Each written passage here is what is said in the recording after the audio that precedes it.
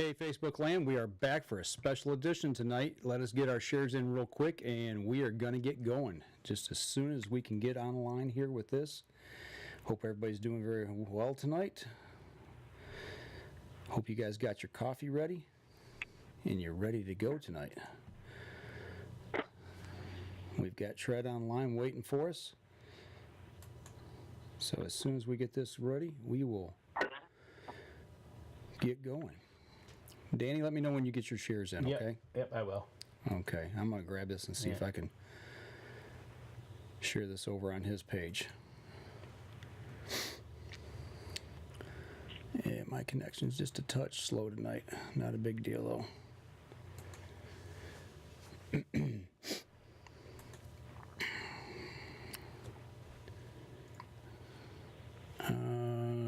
Let me know when you're ready over there, Dan. Yep, I will.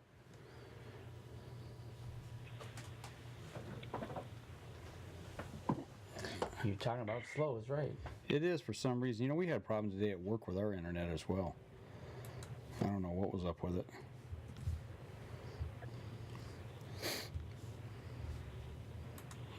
Okay.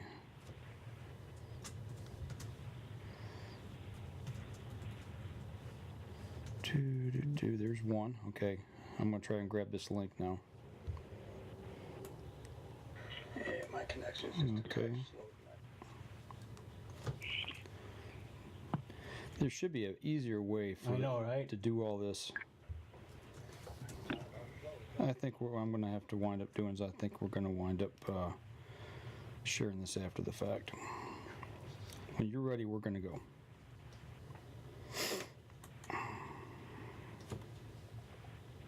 Oh, there it is. Got it. Okay, good deal.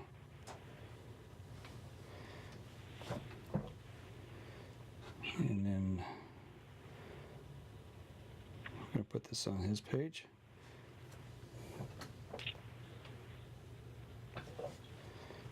And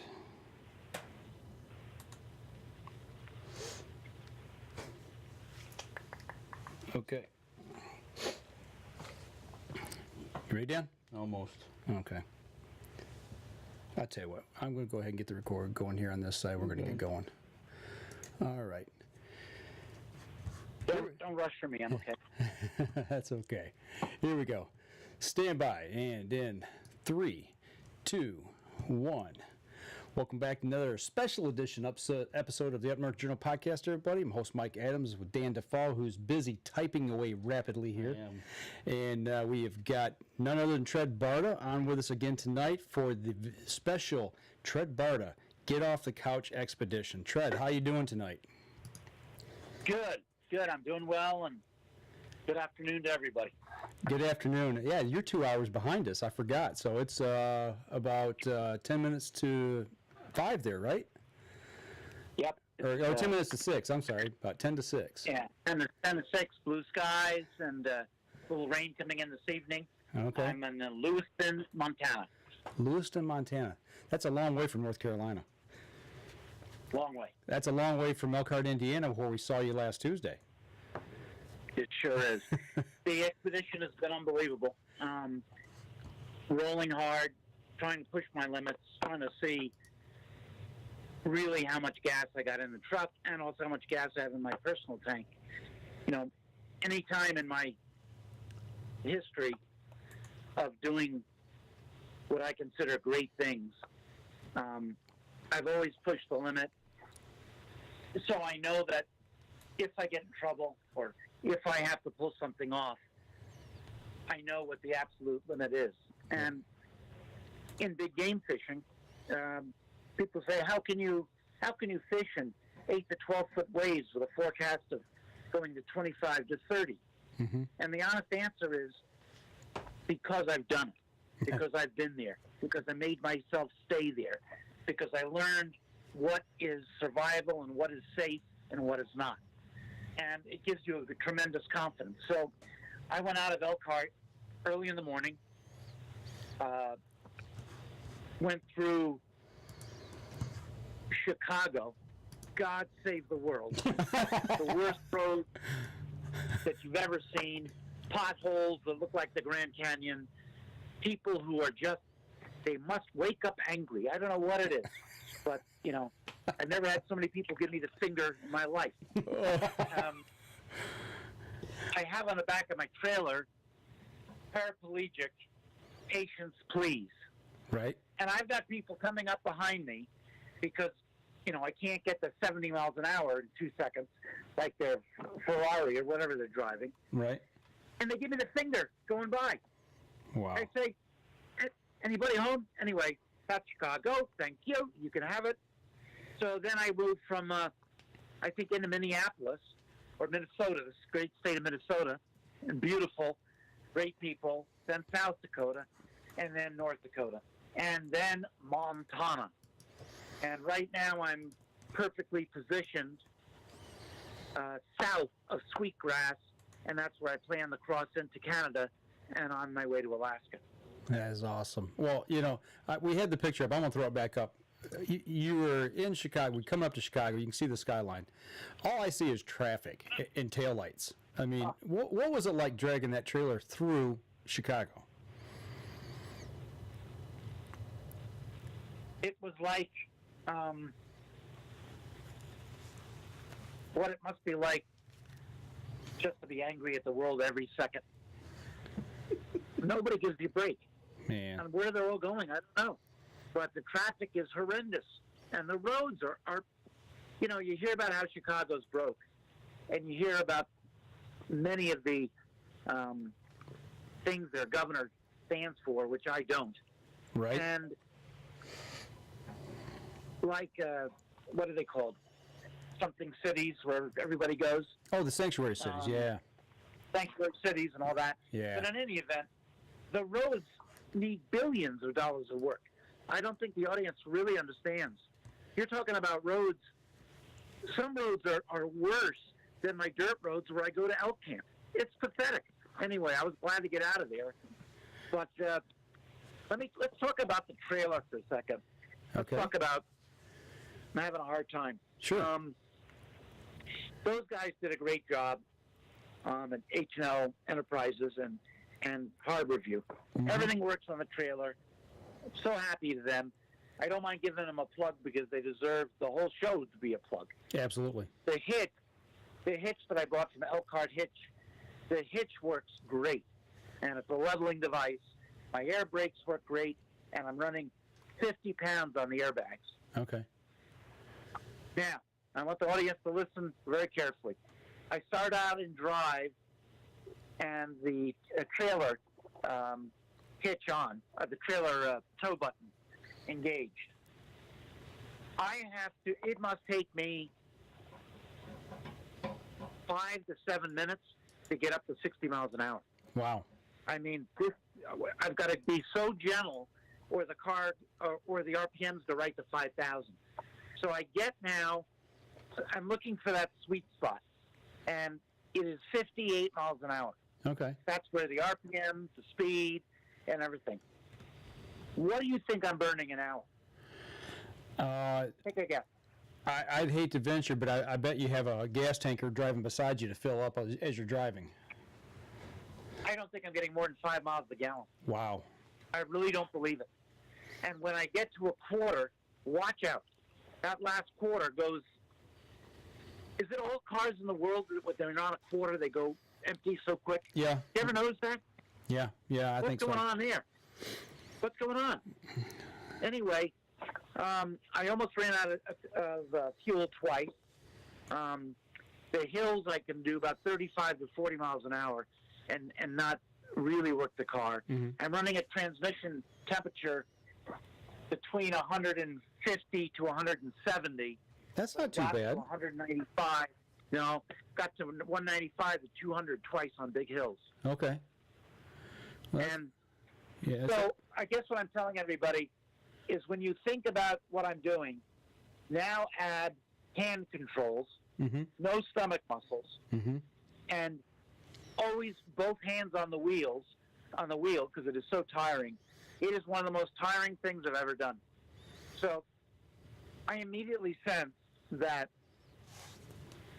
this was going to be a problem. I really did. And that's why I drove 13 hours a day for some 4 4 days. Mm-hmm. And that's why I made so much time. When I went to bed last night, guys, I barely got in bed. I woke up at 2:30 Montana time. 2:30. Wow. I'm a guy who wakes up at 6 a.m. every single morning of my life. And if it's going to be a change, it will be 5. So my hands are blown up. My feet are all blown up and bloated.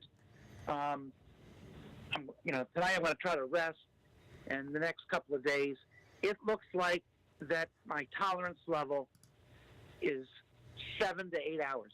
Okay. I hate to say it, but that's all I can do. That's driving time, right? Without hurting myself for the next day. Yeah. Okay. So, based on that, they say the normal car traveling at a normal speed would take about 75 to 80 hours to get to Alaska. Okay. So I'm figuring me at 100. Okay. So now you're going to stay there for 2 or 3 days, just kind of rest and recoup, and.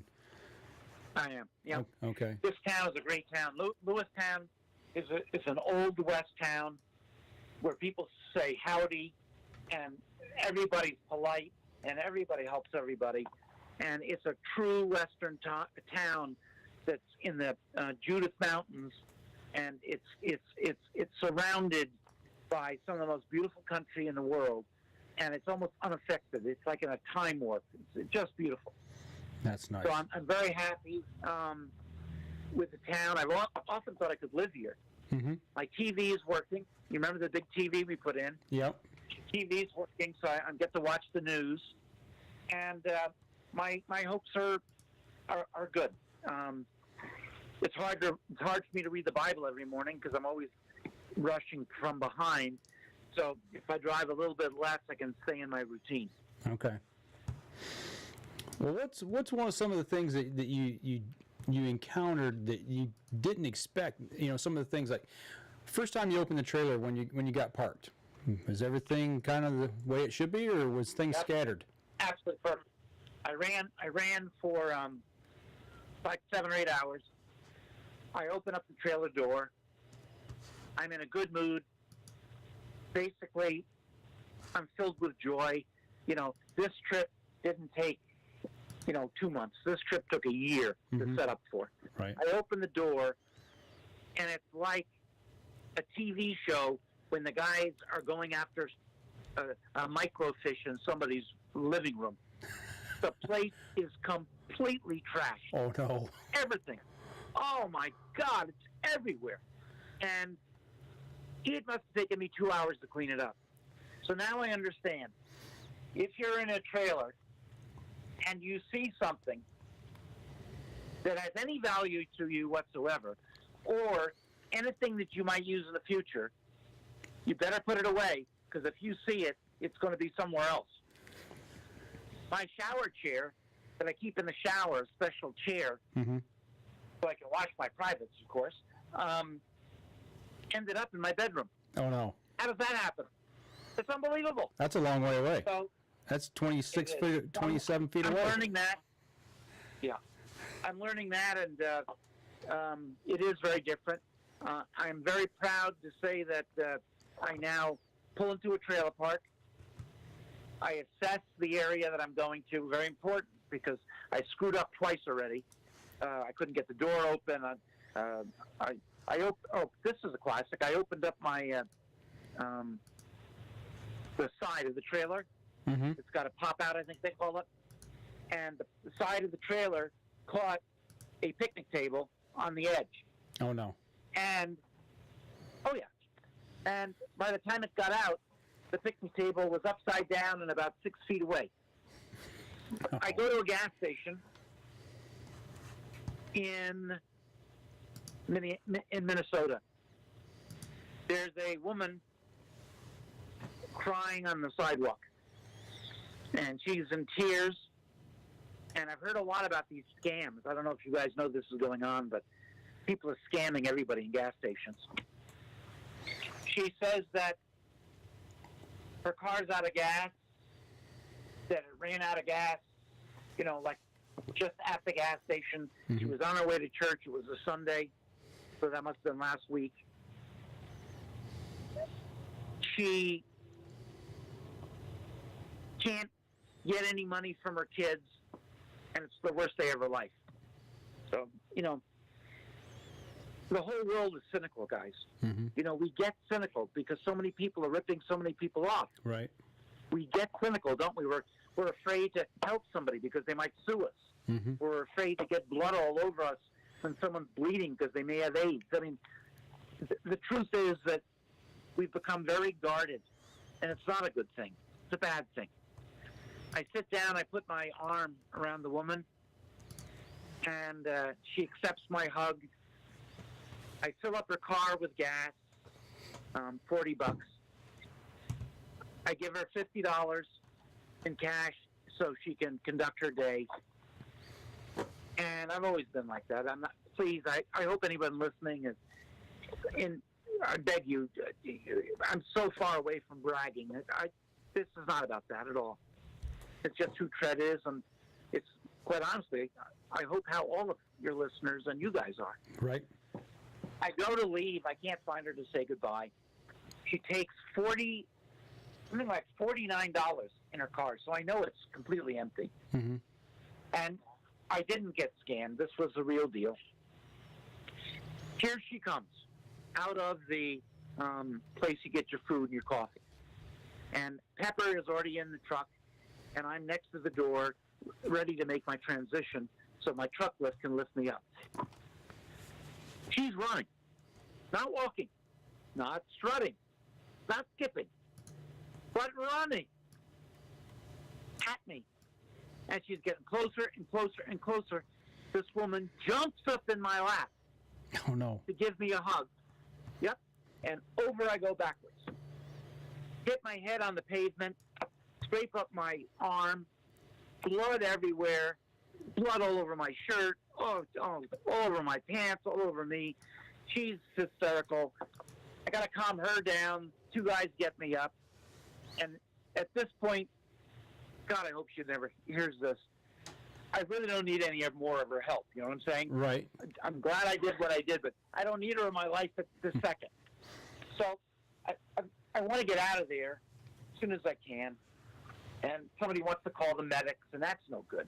And I don't want to get involved with that. Mm-hmm. So I got a roll of paper towel. I start driving, and I keep ripping off the paper towel, and it's soaked with blood. Paper towel all over the truck with blood. I mean, it looks like the Chainsaw Massacres.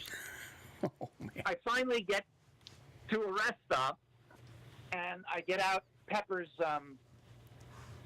medical bag, my dog, and I clean myself up, and I've got a good scratch on my skull, but it's turning into a baseball, so I got a big knot on my head, and it's bleeding, but it's not, I know it's not serious. On my arm, I got a pretty good gash, kind of like under my wristwatch. So I get a couple staples. I got a staple gun for Pepper. I put 2 staples in there, which hurt like an absolute bitch. It hurt. Mm-hmm. And I get that closed, and then I put super glue on the top of it, and that hurt. And I keep driving. But I'm saying to myself, now I'm in a better mood. I clean the car up and put my stuff, put my clothes in my laundry, and everything's working, and life is good again. And I look up and I said, "What is the Lord trying to teach me? What's Right. the message, Lord? And talk to me. It just give me a clue." And what I came up with is my right hand that I've had 5 surgeries on. It doesn't hurt anymore. Because the left one hurts so much, that's all I'm thinking about. So that's the message. Okay. So if you ever hurt your right hand, hit your left hand with a hammer, your right hand won't hurt. Sounds like you were put through the ringer that day, man. Oh, I don't mean to laugh, Yeah. but You know, No, it's funny as hell. You didn't laugh. There'd be something wrong with you. right. In the meantime, I'm hooking up the trailer. I'm hooking up the waste. I'm hooking up the electric. I'm putting the stuff away. I'm hooking up the truck. I'm unhooking the truck. For a guy who's a T4 Asia A paraplegic, even I am amazed. I truly am giving myself kudos because all of the people that helped to make this so that I could work it, the people at Harborview and the people at the Elkhart Hitch and everybody who worked and so many times stopped and said, look, this isn't right. Tread can't do it. It doesn't work. Change it. Move it. Right. My generator's hooked up. I have 2 power cords.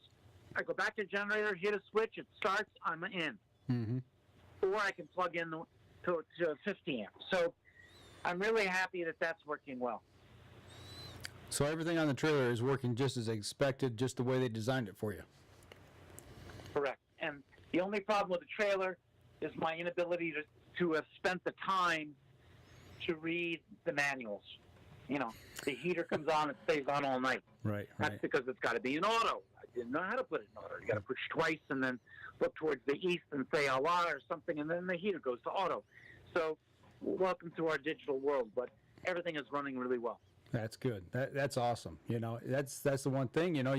Danny and I were down there Tuesday, and they finished everything up, and within a couple days later, you were on the road. I mean, there was really no time for you to sit down and really go through it piece by piece by piece. Now, I want to talk to people who are listening who do have disabilities. In many ways, what I'm doing is irresponsible, because I drove in on Route 2, for example. I went 2.5 hours. I did not see one person. Mm-hmm. Let me say that again. I'm leaving Miles City, I think it's called, mm-hmm. to Lewistown. I believe I'm on Route 2. There's nothing there. The nearest gas station, without that one gas station in the middle, is like 90 miles. Wow. It was 118 miles, I think.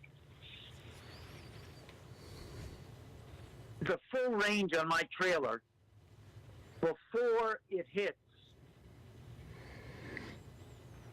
halfway to empty, halfway to the last quarter to empty, you know what I mean? Mm-hmm.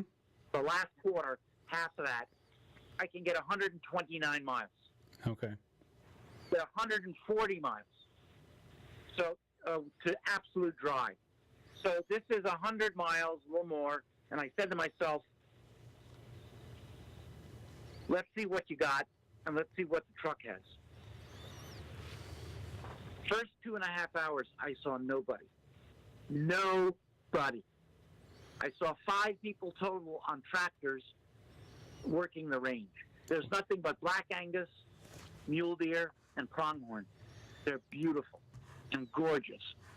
The clouds are billowy, the sky is blue, and most of the fields aren't grown up yet, but most of it is field, acreage for cattle. It makes your soul sing how beautiful it is. I get down to the end and I'm sweating bullets that I'm not going to run out of fuel. And that type of feeling isn't good. No. If I had run out of fuel, and who knows what happened? Right. The other day, I'm not paying attention, and I go over backwards on my wheelchair. No big deal. Somebody was there. But my message to everybody is, on a planned trip, you can absolutely do it. If you want to make a trip by yourself, you can do it. But with a buddy, it's a piece of cake. There's absolutely no reason, unequivocally, non-negotiably, that if you are paralyzed and you can drive, that you should not get involved with an RV, taking trips, sleeping over, getting off the couch, and seeing this great country. Mm-hmm. You do not have an excuse, because you can live very cheaply in this trailer. It's the cost of food, and the cost of fuel, and that's where you are. But you have to be very careful. I'm willing to take those risks because I am used to risk. Risk does not scare me, which means I'm either very stupid or very brave. Right. But the truth is, a lot that I do on this trip, I can't recommend for anybody else to do. But there is so much on this trip that you could do.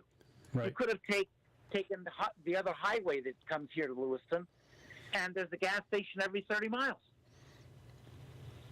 So people need to get off the couch, and they need to watch me closely, because you can do this, and there are a lot of people who would like to do it with you. And I by the time I get to Alaska, and I'll get to Alaska if I have to crawl there. So but don't worry about if Tred's going to get to Alaska. I may get there in a casket, but I'll get there. But I'm going. And it makes me so sad when I pull over the side of the road and I see monster bales of hay that probably go up like to a one-story building. And the clouds are so pillowy and beautiful, and the sky is so blue, and the grass and the cattle and everything that you see. I've seen 5 or 6 American eagles so far. You see hawks looking for rabbits and mice. It's food. It's like driving in a living postcard. And this country of ours is beautiful. Get off the couch. Get off the couch and see it. That's my point. Yeah, the pictures that we've been showing that you sent, you've been posting on your Facebook page, you're right. It's just like a postcard. It is breathtaking. There's nothing like it. It's beautiful. So, do we want to go to another segment, or we want to keep going with this? I'll tell you what, this would be a good spot. I'll tell you what, we're going to pitch it to a break real quick. We're going to step outside, we'll pay a few bills, and we'll be right back after this. And for those of you on the live stream, just hang with us here. You got any questions for Tred? Yeah, you got any questions, throw them our way, and we'll ask them. You got a comment that says Tred needs a diesel. Randy Duncan and his family are saying prayers for you, Tred, for a good luck and a safe travel. Oh, that's great. Thank you so much. Thank you so much. The reason I don't have a diesel is I can't afford one. And I have my truck. It's got 100,000 miles on it. I've owned it since new. And it's what I have. And it's like what I always say. People say, well, Tred, I can't hunt buffalo in Africa. You're right. Maybe you can't. I couldn't if I didn't have a TV show. Right. But you can hunt a gray squirrel in your backyard, and there is absolutely no difference. You got to get out and None. get after it, right? Okay. Yep. Here we go. Stand by in 3, 2, 1. Welcome back. Second segment of the show. We're talking with Tred Barta, who is it Lewiston, Montana? Is that right? Yeah, Lewiston. Lewiston, Montana. All right. Lewiston. Oh, no, I'm sorry. Oh, is it Lewiston? Yeah, it is Lewiston. Okay. Yep. Well, you've traveled so much here in the last 3 or 4 days. It's probably hard to remember where you have been. You put a lot really of miles on. I mean, how far have you come so far, Tred, mileage-wise? I don't know. A lot. I really don't. You got to draw a line from Beaufort, North Carolina to Elkhart, Indiana, and Elkhart, Indiana to Lewiston, Montana. Maybe somebody will do that for us while we're on the show and Yeah, let us know. call in and tell us how far it is. There you But go. I don't think I might be wrong, but I think I'm a quarter of the way. Okay, fair enough. And I'd like to talk some serious stuff for a moment. Absolutely. And, I don't want to do this because I'm on a trip, a quest, you might want to say, a spirit quest, Mm-hmm. to really define who Tred Barta is in his later life, and more importantly, in my heart, to help other people. My dad used to say, Tred, 90% of success is showing up on time and ready for the job. Now, I don't think it's 90%, but I think you get my point. Mm-hmm. If you want to do something, do it. Don't sit around your whole damn life and talk about it. Do it. And I'm doing it. And I'm doing it paralyzed from my tits down and with a apparatus that handles my waist. The whole thing is ridiculous. I mean, I should be in a nursing home, and most people do, but not me. Today, I got a call at I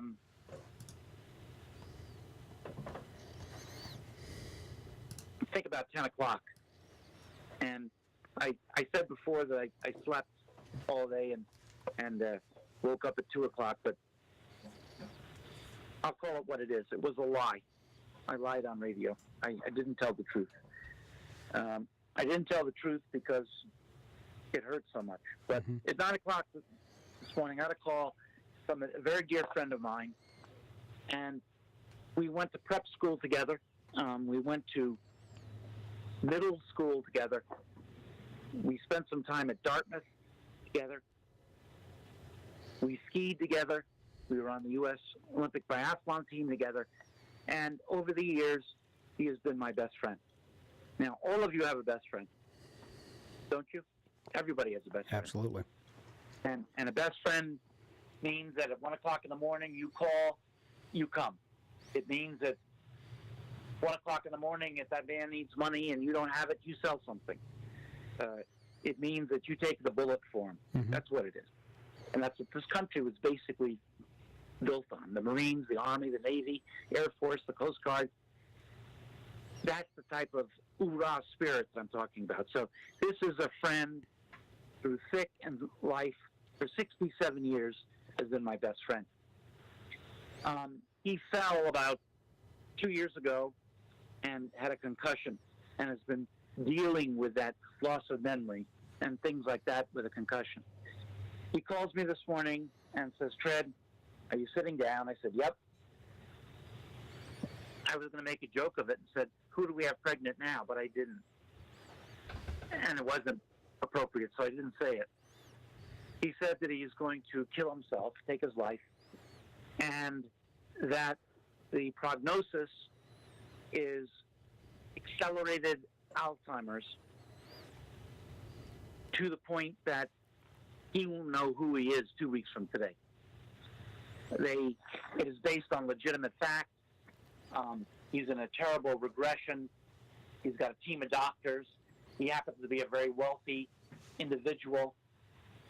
He's got the money. He's got the talent. He knows. You know what I'm saying?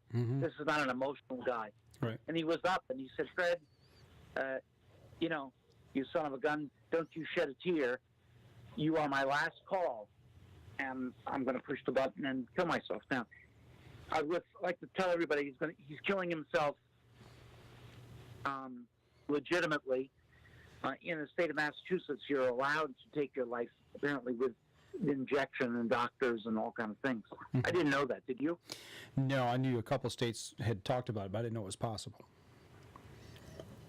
Well, he tells me it's possible, and I'm not telling you his name, so I can't get anybody in trouble. Right. But in any event, we talk, and he tells me that he doesn't want to be in diapers like a vegetable. He doesn't want people to remember him in this terrible state of what advanced Alzheimer's is.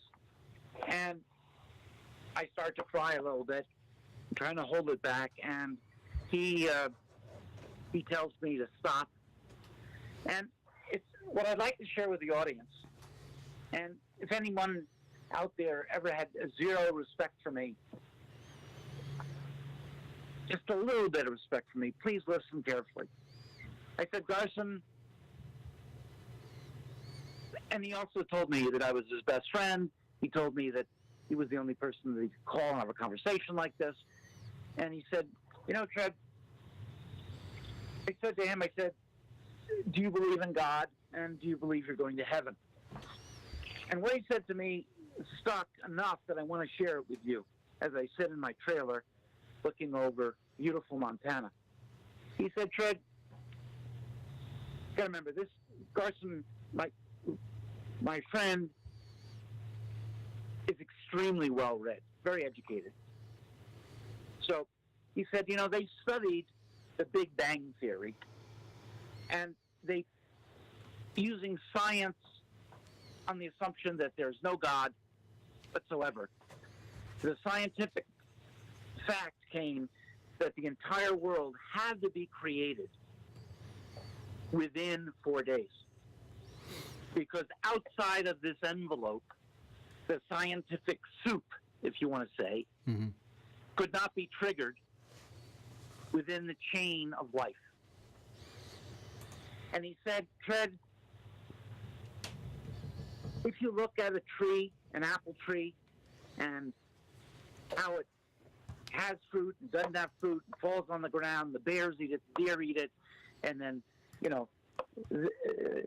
everything lives upon everything, and just the way life is, the fall seasons, the rejuvenation of life, the wonder of life, the wonder that a wolf will steal a calf to eat, but some calves get by.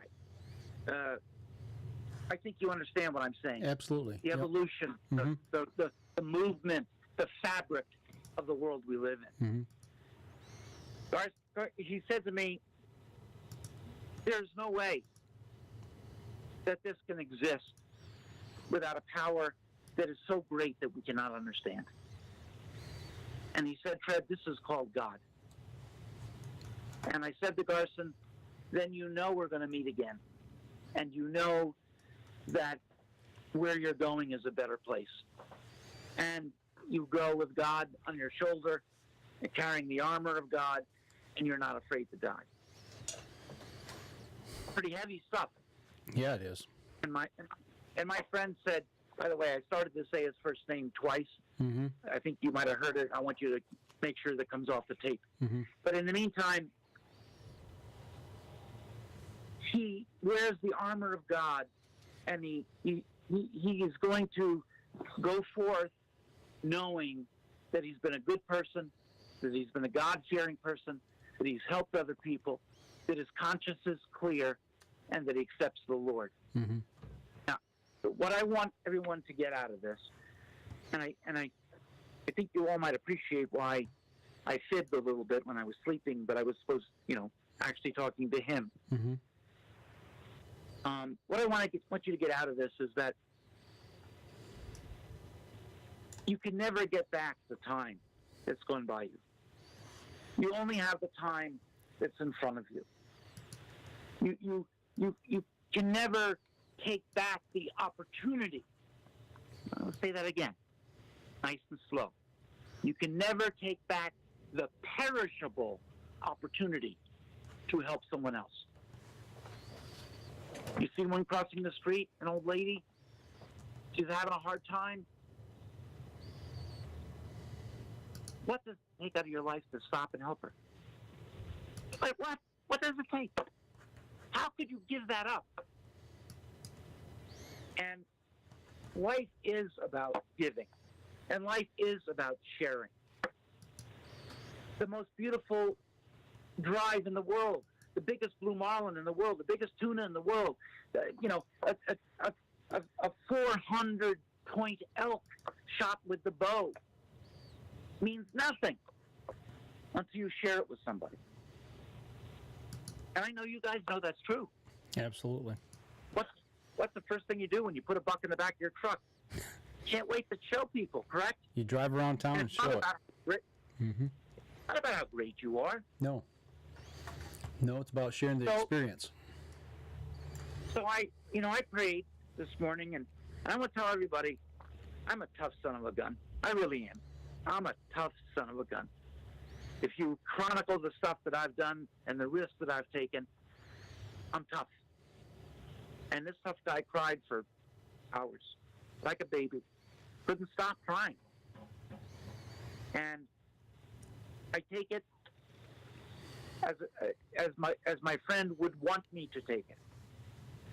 I remember his smile. I remember the great times. I remember for the rest of my life the confirmation that there is a God. There is a Lord. Jesus died for our sins. This is real. And here's a man that lived that life. And I'll end this message because I don't want to. We're going to talk about some really fun things that I'm going to do and happen. But I'd like to end this message on this subject this way. I called my friend back 10 minutes ago. And somebody picked up the phone and said that he had passed. So I was the last call. And it's an honor and a privilege. So after I do the radio interview with you guys, I'm going to get my pickup truck. I'm going to bring Pepper with me. I'm going to ride around town for 5 or 10 minutes and see if there's just somebody I can help. And then I'm going to eat dinner, and I'm going to pray that my friend looks down with a smile for the rest of my life. But I don't mean to be sober. Nobody who picked up the radio to hear this. But I think my message is strong and worth sharing. And I'm glad I did it. Glad you guys gave me the opportunity to do it. Hey, it's that's what we're here for. You know, it's whether it's the outdoors, friendships, whatever it is, family members. It's about sharing memories, sharing time together, sharing time in the field together, whether it be hunting, fishing, camping, whatever. No, I appreciate that you did.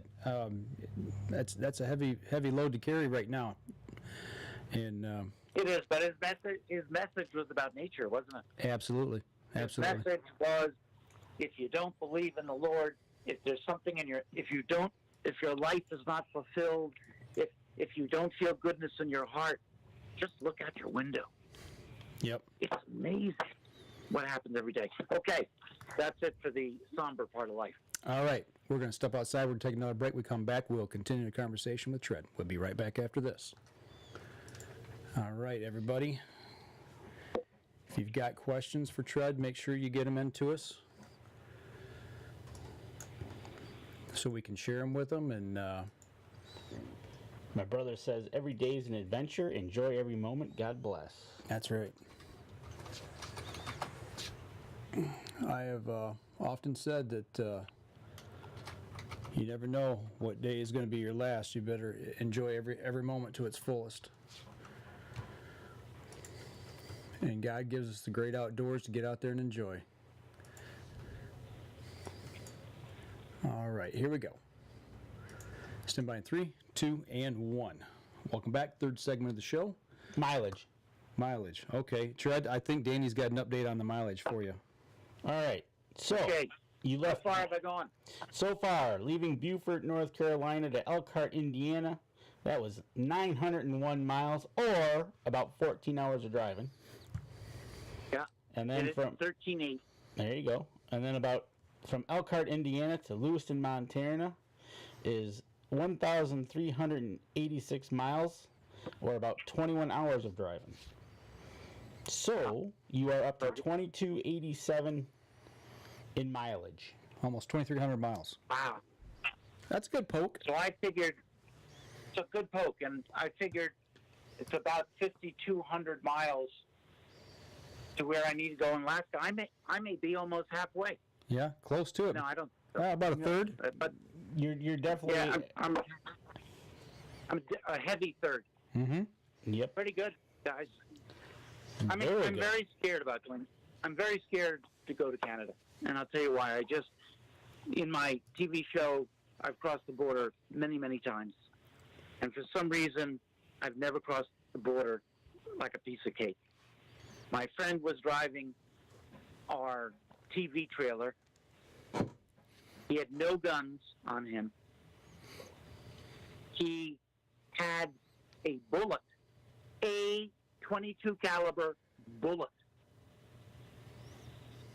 They ripped the trailer apart. They ripped the truck apart. He had no guns, and they sent him back. Wouldn't let him cross the border. Another friend of mine came across the border, and I'm not using any names, so nobody knows who I'm talking to about or what year or whatever. They stopped him. They checked all the equipment. They did this. They did that. and he had missed one child payment in his divorce. And his wife was a real tough one. His wife was very angry at him, and to this day does anything to hurt him, even though it's like 9 years. She filed some complaint that he had missed the child payment. That went into federal something of something, and they sent him back. Wouldn't let him in the country. So when I came on this trip, I have two long guns. I have a 20 gauge shotgun, a good one, a Black Eagle 2, and I have a 270 Winchester that I made into a custom gun, custom bolt, action, barrel, trigger, and a beautiful wood stock. I love the gun. I just love it. So I got two long guns with me. I had two pistols with me, a 380 and a 45 Glock Auto. I stopped in Mile City. I don't know if they call it Mile High City or Mile City. Maybe somebody can look that up. But it's before you get here. And a gun dealer there, I think it was called Red Rock Sports. Very nice man, really helping out. I took the 380 and I took the 45 and I mailed it to myself at a gun store called Three Bears Outfitters. And they do this as a service. They advertise it as a service. And FFL to FFL. And I paid a fee, and it has to go by air. When I get to Toke, I will get my pistols back, okay? Okay. The reason I don't want the pistols on with me is that the paperwork is atrocious for the Canadian government to bring a pistol into Canada. Okay. You're not allowed to use it. You're not allowed to touch it. It's got to be locked up. It's got to be this. So why have it, is my point. Mm-hmm. So now I am searching my side bags, the car. Is there any trace of any pistol anywhere? You know what I'm saying? Right. I'm doing the paperwork. It has to be done in triplicate, and it has to be done. You can't sign it before you're there. And oh my God. Anyway, this is the type of thing that I'm doing to get ready to cross the Canadian line. And I actually think it's going to take me 2 days. Okay. I'm checking everything I put on. And then the thing that I'm really worried about next is, and I'd love somebody to call in who's done this trip, or anybody with any knowledge that can help. I really am asking for the help. Right now, I figure I can drive 130 miles before I am in the danger zone for fuel. Okay. Meaning that it's not on empty, but it's damn close. Right. I hold 25 gallons. I believe I have 24 usable because that's how much I put in yesterday. And I'm carrying in my truck 25 gallons in 4 6-gallon containers. Approximately 25 gallons. So I think I need double the fuel in the back of the truck. I think I need another 4 gas tanks is what I think I need. Next question, how am I going to get it in?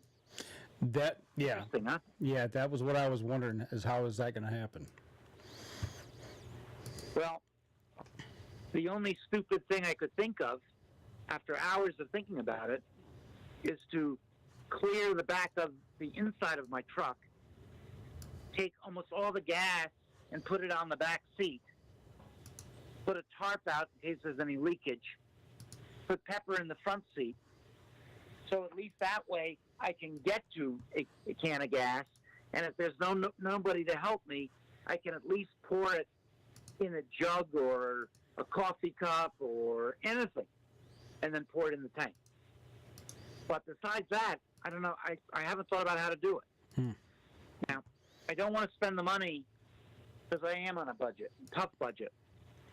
The other thing would be an electric gas tank in the back of my truck There you go. that holds 50 gallons, and I push a button and I fill the I have a regular thing. That's probably what I should do. But I'm running a 1500 truck, a GM extended cab 1500 with a 5.3 engine. I mean, when does it stop? How much weight I keep hauling? You know what I'm saying? Right. Got to stop. So that's my dilemma while I sit here. That's a tough dilemma to try to figure out and make sure you do it the right way. And it's something also that you're able to do. You got. That's why this trip has taken you a year to plan. I mean, it's taking up a lot of your time just thinking things through. Yeah. But I blew it on the fuel. I must admit to everybody. Mm-hmm. I'm a pilot, and there's no excuse. But I blew it on the fuel. I could not comprehend that my truck could burn 4 to 5 gallons an hour. I couldn't comprehend it. I didn't think you could get that much gas through it. Right. But that's what it's fucking up. Yeah. Right. I swear to God, you could see my gas gauge go down That's incredible. if you watch it. Right. Watch it slowly drop. That's a good old 5.3 engine. So what I've done is I ordered topo maps for all of Alaska, British Columbia, Yukon, and Alberta and all that. And I see that if I take a route from Sweetgrass up to Edmonton,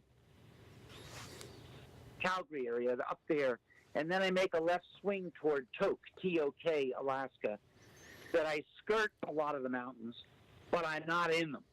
Okay. But skirting the mountains is still tough. But at least I'm not taking a route that dives right into them. Right. It's longer. It's about 6 hours longer. But I don't care. As long as you get around them and get through them. The problem with that route is that there are some legs that are 225 miles from one point to another before fuel. And if you don't get fuel at the 225, it's another 180 till you get the next. Right. So will I be refueling? Yes. How am I going to do it? And you could wind up getting to a point where you have to sit and wait for the station to open to get fuel, depending on what time you roll into town. Yeah. That's not a bad problem. At least you know they're going to have fuel. Fuel. Well, the bigger problem is out in the middle of nowhere with no one to help you. Mm-hmm. So I'm a little concerned. I go out to get fuel. It's 28 degrees. Hey, by the way, in Minnesota yesterday it was 31. This morning here it was 28, and it snowed yesterday. Man, no, thank you. My question is, I open the door to refuel, and I fall out of my wheelchair. So I have to manage risk. I have to be smart. Mm-hmm. For example, if I'm going to refuel, I might pull in the middle of the road to refuel and stop in the middle of the road. They have places you can't even see as far as the road goes in each direction. You know what I'm saying? Right. But at least by being in the middle of the road, someone is going to stop. Right. No, I get what you're saying. But I haven't figured out how to do it. The only other way I thought about doing it was putting all the fuel on the roof with a funnel. But the manufacturer tells me, no. Don't do it. Not good for the trailer. They're not built like that today. Don't do it. Mm-hmm. So I don't know what I'm going to do, guys. Even now, I don't know what I'm going to do. What you talked about an electric tank that would set in the back of that back of your truck. Is that something you could get and have installed in a timely manner before you cross into Canada? I'm going to check here, but from what I can determine, it's going to be about $1,500 to pull that off. Okay. And One thing about being on a budget Mm-hmm. is not to go spend all your money. Right. I mean, when do you stop spending? A new trailer, new airbags, new brakes, new this, new that, new blah blah blah blah. Give me a break. Right. I mean, the bank can't solve everything, even though some people think it can. Right. So I don't know what I'm going to do. We'll leave it there. But I hope to make that route, and it's going to be a happy day. I'm going to get to Alaska one way or the other, and I think I'm smart waiting a day or two here and getting my breath, and I have to be smart when I leave, not to drive 13 hours. Mm-hmm. Got to drive 6, 7, 8, 9 hours, and then stop. Hunting and fishing, guys. Oh my God, I don't know how many people have been out west. I spent half a life out west, but to watch the game is so beautiful. Red-tailed hawks just hovering, ready to dive on rabbits and stuff. I mean, you go by and you scare a rabbit on the road. The rabbit goes hightailing across a field with a bunch of black Angus.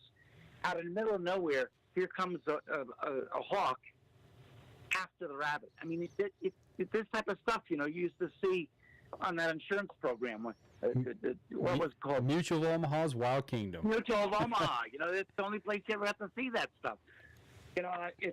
By being alone, I end up talking to the dog a lot. And I swear, I'll say, "Wow, Pepper, did you see that?" And he just looks at me like, "No, leave me alone. I'm sleeping." But it is amazing. But I think I can do it. And, I'm talking... I'll admit one thing. I'm talking to a woman on the internet that is the greatest thing that God could ever have created for me, in that she loves to hunt, she loves to fish, she loves the great outdoors. That's all she does. She's fit. She's younger than me, not by a lot, but by some. She has the energy, and she says she likes me a whole bunch. And we talk an hour a day, and we text more than that. So I think that this internet relationship right now is really good for me, because I don't care what you say, traveling by yourself, being so vulnerable to everything is really hard. Mm-hmm.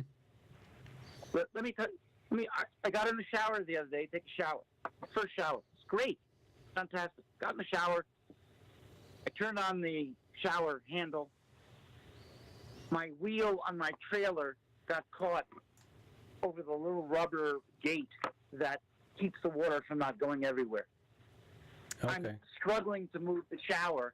The shower is red hot, and I have 4 or 5 blisters on my left arm. I can't move my chair. The handle of the shower is on super hot. Mm. It's so hot it's blistering my skin, Mm-hmm. and I'm in trouble. Right. So I grabbed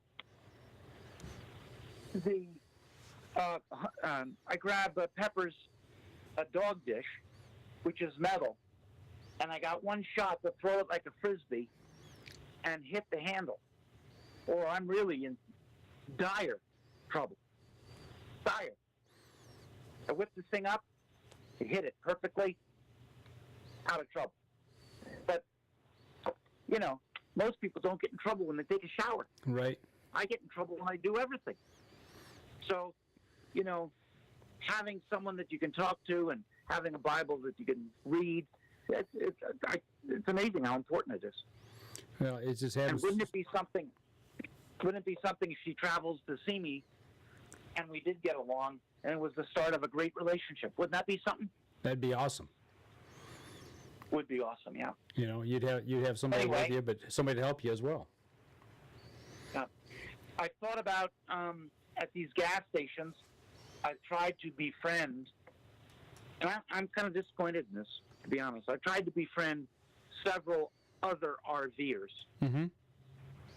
and told them, could I follow you could I check in with you?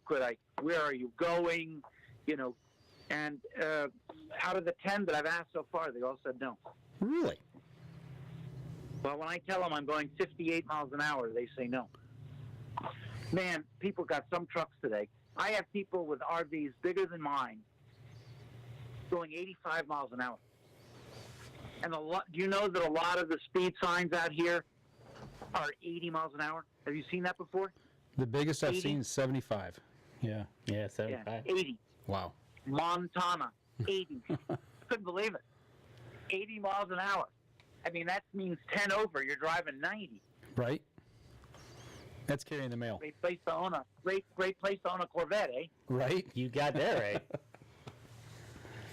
Yeah. Well, what's when you get over to Alaska? What are some of the things you've got planned? I mean, what are we looking forward to hearing from you? Yeah, that's a great question. When I get to Alaska, the first thing I want to do is call you guys and do a special. And I want to yell and scream and dance and go around in circles. I mean, I really don't think that anybody understands how hard this is. Oh, my God. It is tough for me. But my strategy in Alaska is to go all through Alaska during the summer.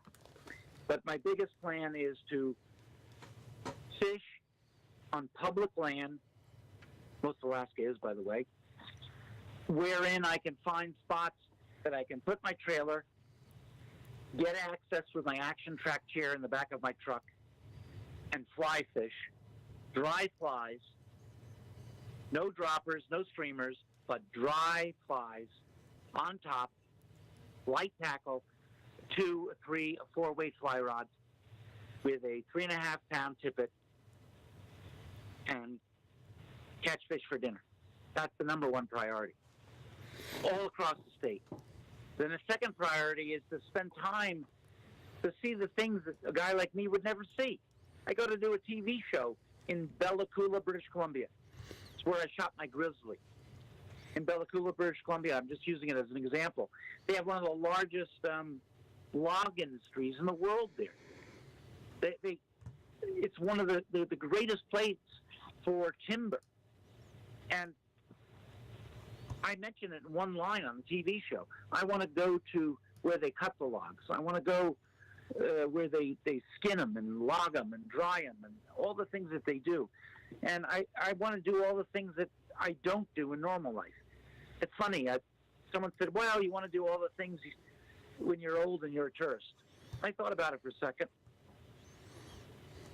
And I said, yeah, you're right. That's what I want to do. Yeah, what's wrong with that? I want to see the things. I don't know. I want to see the things I haven't seen and go to the lakes I haven't seen and meet the people who run all the stuff and go to the fisheries and go to the place where they raise fish for hatchlings and really see Alaska. And what's amazing to me is that as an outdoorsman, there's all kinds of people. Some people are shy. Some people are a little bit forward. Some people can get by with people, but they really feel uncomfortable. But all the way on the other end of the scale is Trev Barta. I don't know why it is, but put me in a crowd of people and I'm telling a story and everybody's laughing in 5 minutes. It's always been that way. Always. And it seems like if I can just get in front of somebody, I'm okay. So I love the interaction between people. And it's not telling them about me. It's about me hearing about them. Right. And that's what it's all about. And that's what I want to do in Alaska. By the way, there are so many places in Alaska on the Alcan and on the way up to the North Pole, as is to say, or on the way to, Nome, Alaska, all the way up on the top of where I'm going to go. They still have subsistence hunting. I mean, the entire tribe can take, I think it's 200 caribou. They can harpoon a whale. We've all seen it on TV. Yeah, I got a friend up there that does that. Yep. They can shoot moose. Yep. So to be in these subsistence type areas, to me, is just the greatest privilege in the world. And I've been, keep in mind, guys, I have been all through Alaska twice. I was based in Fort Richardson, Alaska, on the U.S. Olympic biathlon team. So, I know Alaska. I'm not going to Alaska to see it. I'm going to see it in a way that I never saw it before. That's Right. what I'm going to do.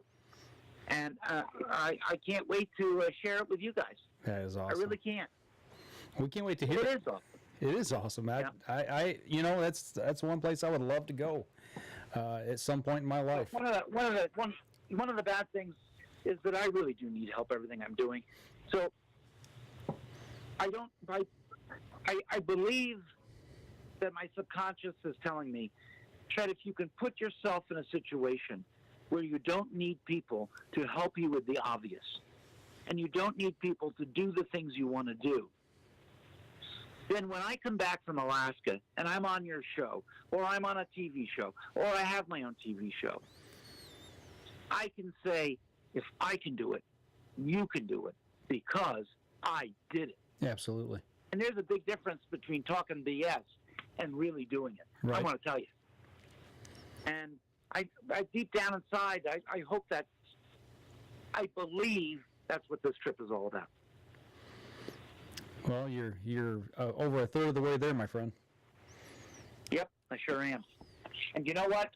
Despite my friend passing, and despite some of the things that are hard, I'm in good spirits. I'm going to sleep well tonight. And I want to tell everybody, you've been married for 30 years. You don't kiss your wife much. The lovemaking isn't what it used to be. Get your wife on the porch and give her a big hug, because you just have no idea what's around the corner. You don't. No. And you need to. And every moment is precious. And friends and hunting buddies. I mean, I'm beginning to think that hunting and fishing isn't even about hunting and fishing. Does that make any sense to you? Absolutely. It's about relationships. I think hunting and fishing is about everything that happens before and after the hunting and fishing. Yeah. And just the doing of hunting and fishing. So that's the type of perspective, kind of melancholy, I have today. And I hope that people listening see the pros and the cons. Let me tell you something. I'm just as vulnerable as any person listening, and I make mistakes every single day. But I give you a little mistake.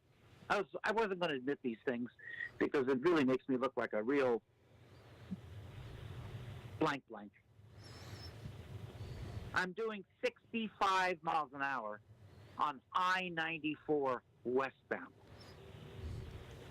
I can't understand why the truck is pulling a little bit to the left. Can't understand it. Mm-hmm. I can't understand why the last two people who passed me, they didn't give me the finger. They gave me the whole fist. I have the complete slide out of the truck, out of the camper. I didn't put it in. Oh, no.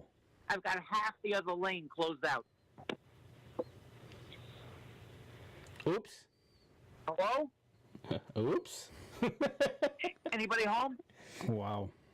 Are you kidding me? And I was driving like an hour like that before I noticed it. So, let me tell you something. It's a funny world. Well, the good thing is nobody got hurt, and you caught it before somebody did. Yeah, but a truck could have hit it, and that could have killed everybody. Yeah. So, watch your P's and Q's. But I'm getting a little tired, and I don't know how your segments go, but Well, we I can. think that I have a great trip. I'm not going to give up. And the message for today is never miss the perishable opportunity to help somebody else. And that's my tune today. All right. Well, I'll tell you what. The last time we talked to you, you took us out with a prayer. Why don't you take us out with another one tonight, if you would, please? I would. That's very nice that we do this. I think we ought to make this a tradition. Also, I've got my American flag out every time I stop. Dear Lord, for what we're about to see, may the Lord make us truly thankful. Let us sit in your glory.